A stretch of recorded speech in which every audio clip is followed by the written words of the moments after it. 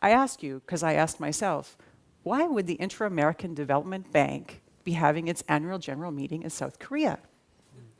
I had the opportunity to go to the Inter-American Development Bank annual general meeting in South Korea. It's 2013, I believe it was.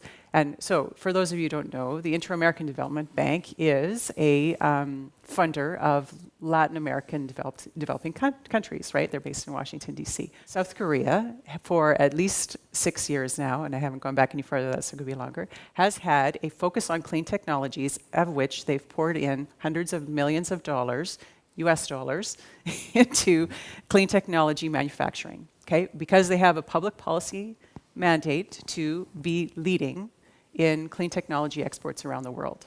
The developing world is the most fast-growing market for clean technologies in the world, in particular Latin America. This is all good data, okay? And so what did they do? They were ready to make significant investment through their membership in the Inter-American Development Bank.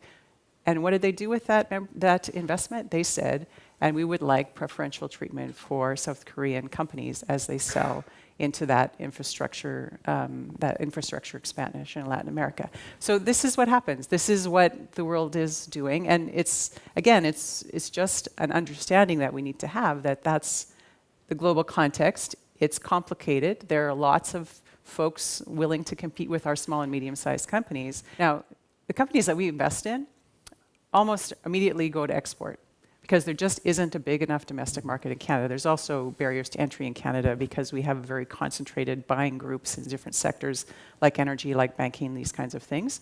But the point being that regardless, we are a small market and you have to actually start to export to be able to get to some kind of profitability in the near term.